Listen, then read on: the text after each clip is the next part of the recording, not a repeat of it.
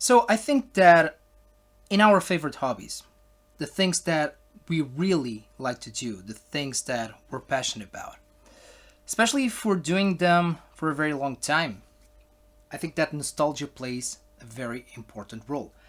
In my case, and probably in a lot of you, we're talking about video games or retro video games. Nostalgia, of course, kind of moves this hobby. And I just wanted to make this introduction because today we are celebrating here on the Retro Raider Show. Today is a very, very special episode because nostalgia and happiness are the two keywords here. Because my mascot, the mascot from my early days as a gamer, as a childhood, my favorite Bandicoot, is turning 25 years old today. Greetings gamers and welcome to a very special episode here on the Retro Raider Show. That is right, my favorite Bandicoot, Crash Bandicoot, is turning 25 years old today. I got my PlayStation, my original PlayStation, very early. I would say within the first month, couple of weeks that it was released. I didn't have a lot of games to play back in the day. As a matter of fact, this demo right here, the demo 1, was the only thing that I had to play on my PlayStation 1 for, I would say, the first month and a half, 2 months of actually owning a PlayStation 1. Yeah, back in the day, that was the reality. We weren't getting games, as frequently as we get it now. In my case, with luck, I would get a game for my birthday, which is in May, and another game for Christmas. So I would say that the first year, more or less, of me owning a PlayStation 1 or as a PlayStation owner was kind of a settling in situation. Most of the games that I was playing were, borrowed from friends, which also happened with the generation before the Mega Drive, and you guys know this. I never owned the Mega Drive during the 90s, but I played a lot of Mega Drive because, friends would own me theirs. So when this Crash enters this equation, well, I caught the last years of the 16-bit era, the mighty 16-bit console wars, right?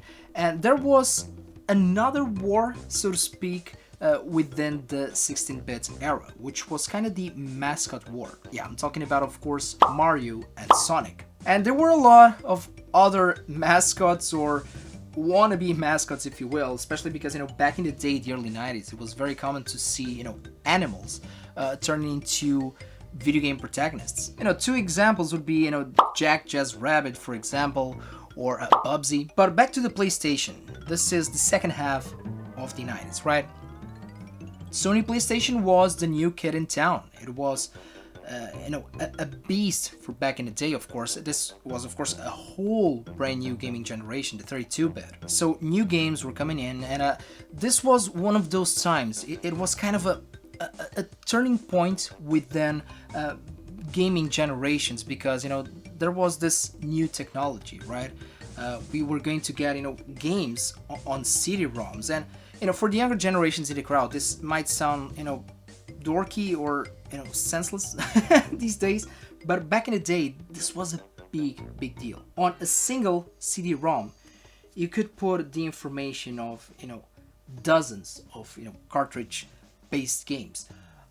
And yeah, this was, a turning point for game developers because, this new technology was here. They were going to be able to put more information, and of course that games will eventually become bigger, more beautiful, so to speak. So it was truly the era of the 3D gaming. And Sony, as the new kid in the block, Sega was already established, especially here in Portugal. I mean, we're kind of a case study when it comes to Sega. Sega was king back in the day. Even during the launch of the PlayStation 1, almost everybody that I knew had the Sega Saturn. And how would we, gamers, get our news and our informations about the games that we were playing, like reviews, upcoming releases, etc.? Well, through this good old piece of technology called gaming magazines. I hope that you guys are seeing everything without the Glare. This was one of the gaming magazines that my parents used to get me back in the day, Playtime. So it was kind of a two-in-one product because on the first half of the magazine you would get information about video games and consoles, etc. And on the other half, you would actually have to turn it. You would have information about movies. I always loved movies, but for me it was all about video games. And this edition of Playtime was a very important one. And what caught my attention, of course, was this character, this Bandicoot. So here we were in '96. Johnny here, I was 8 years old. And this image was so appealing. And this gaming magazine was very important. Again, Crash Bandicoot on one side and Toy Story on the other side. Again, I really hope that you guys are seeing everything without the glare, guys. But yeah, I was browsing through this magazine, and it says right here, jogo na quinta dimensão.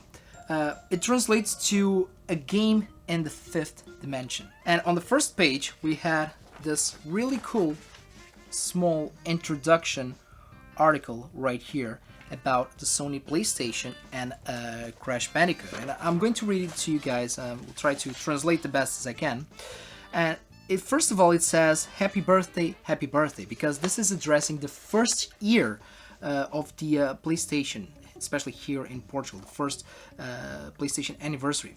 So PlayStation just turned 1 year, and the guest of honor was obviously Crash Bandicoot. And it follows there's a lot of reasons to celebrate. The Sony PlayStation is the best-selling console in Europe with more than 1 million units sold. It has already released more than 100 titles on the Sony PlayStation, of course, and it is the best-selling Sony product since the release of Walkman.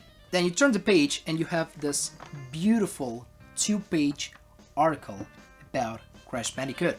And as you guys can see right here, this was, back in the day, the release of the month. Back in the day, guys, I think that I went through this article, and I'm not kidding, hundreds of times, just by looking at the screenshots. And again, for the younger generation in the crowd, this was what we had back in the day, just images, right? We didn't have, early access or gameplay footage or trailers, nothing like that.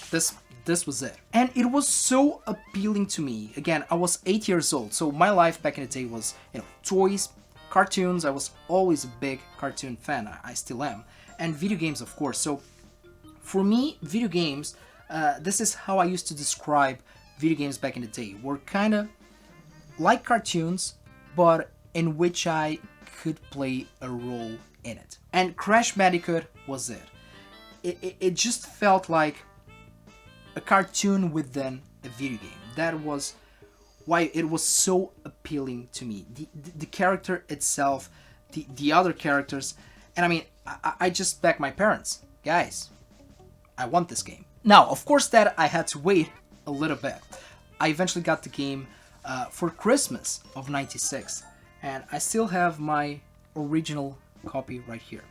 This is my original Crash Bandicoot copy from back in the day. Still completed with manual, of course, the CD, and it also came with the autumn/Christmas releases demos right here. I still own the demo. So Christmas Day, 1996, I got Crash Bandicoot, and none of my friends had it.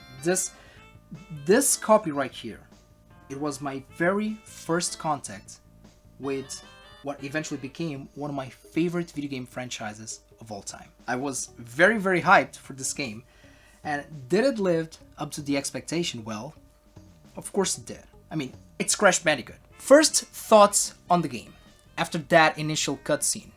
And yeah, still to this day, I think that it's very inspired in cartoons. And honestly, it was. Even the developers of the game said it.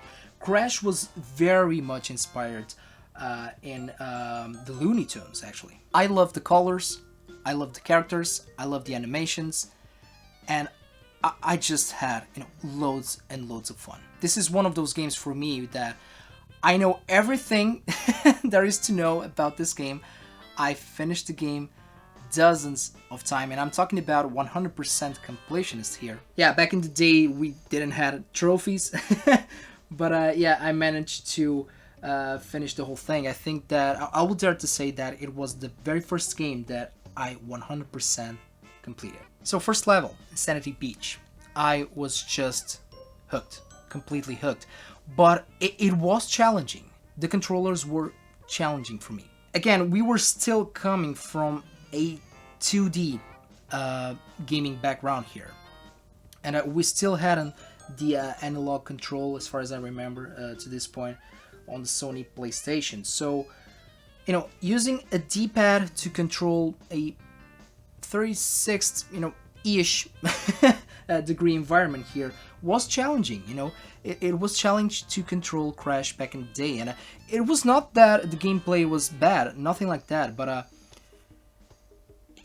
it was, at least for me, a new gameplay style. And yes, going back to the early 3D gaming era, yeah, it was a challenge. And I mean, a lot of characters that came from a 2D background were, turning into a 3D environment here.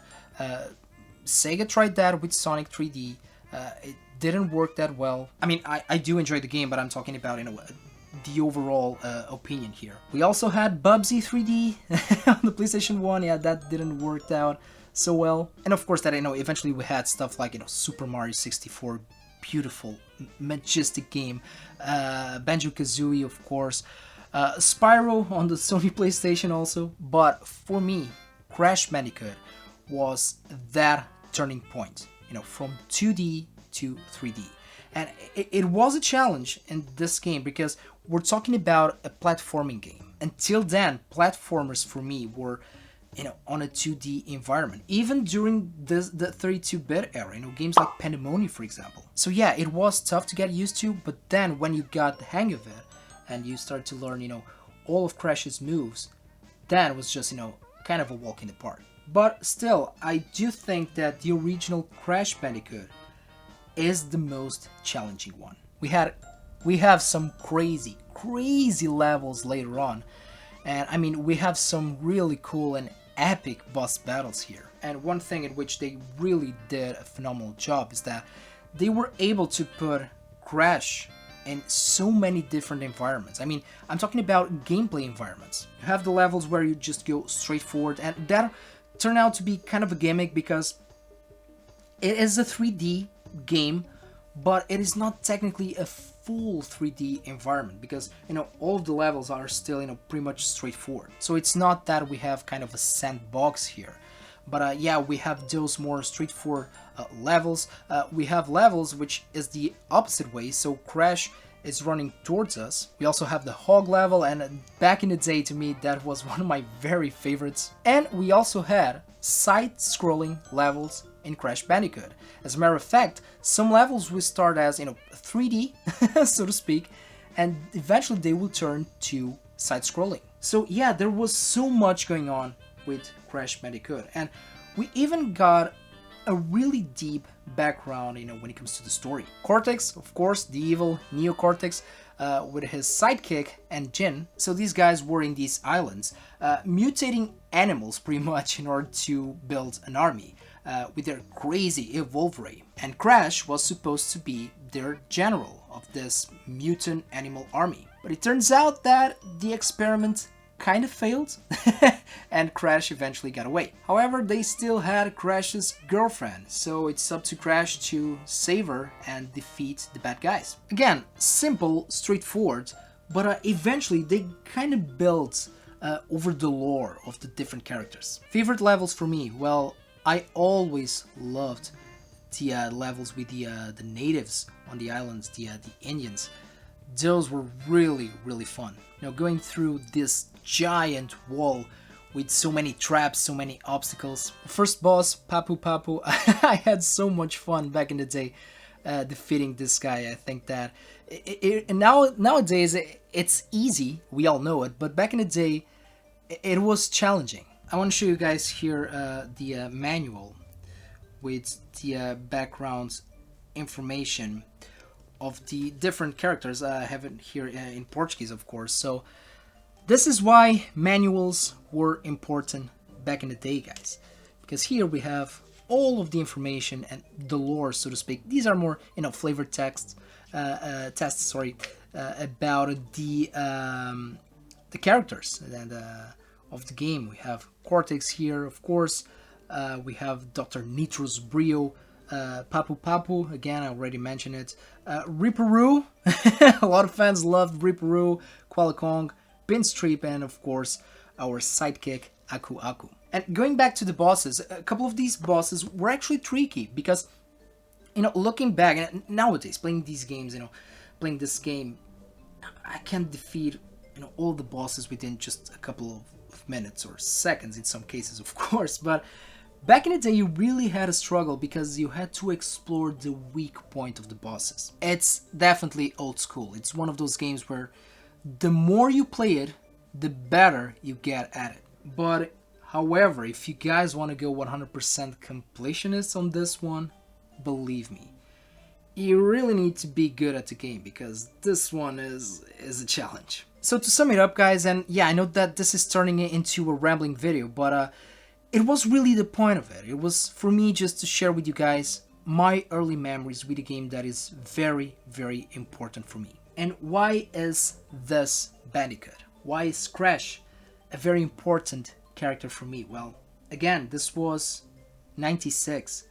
I was there at the ground zero of the franchise and I was 8 years old. And each kid that grew up as a gamer, we all had our mascot. If you grew up with Nintendo, it was Mario. If you grew up with Sega, it was Sonic, of course. Me personally, I was a Sony kid. I was a PlayStation kid, so Crash Bandicoot was my mascot. So revisiting this game, revisiting this character, looking back to these images on this gaming magazine, for me, it's a throwback to my childhood. I really think that Crash is a perfect mascot. I think that they really did a phenomenal job in grabbing a lot of elements from different franchises of, within pop culture. Again, the Looney Tunes, even Sonic to a certain degree, because let's face it, Sonic was cool. Sonic was the cool mascot. And Crash grabbed that same approach, I would say. And it was the new cool kid in the block. The rest of the franchise, well, it has spawned some great games. The original trilogy, for me, those games are masterpieces. Crash Team Racing, it was okay, even though I was never a big fan of racing games, but Crash Team Racing was indeed an excellent game. Even Crash Bash, as a party game is okay. Then we start to move into the PlayStation 2 era. That kind of shifted. It was kind of a turning point within the franchise. But I still enjoy most of the games. Then, of course, we had these amazing remakes. For me, still to this day, I think that these are the best remakes ever of a gaming franchise. And finally, we had Crash Bandicoot for It's About Time. This was also a very important game because this was kind of the reboot of the series. So this is a follow-up of Crash Bandicoot 3, Crash Bandicoot Warped. So yeah, we have a huge legacy of 25 years across many different type of games, different timelines, and on different systems. Fortunately, you can play Crash Bandicoot everywhere you want, pretty much, and that is a plus on my book. So the best way for me to end this video, happy birthday, Crash Bandicoot. And guys, please share your memories down below on the comment sections. Feel free to share, your early memories with Crash Bandicoot. Did you play it back in the day when it was original release? Did you grow up with Crash as your mascot? And just for fun, feel free to share a memory, a happy memory that you have with Crash Bandicoot. Thanks so much for watching, guys. If you have the extra time, feel free to follow me on social media. I'm on Twitter, Facebook, and Instagram. And as always, guys, take care of yourselves, take care of the gaming community, and game a lot.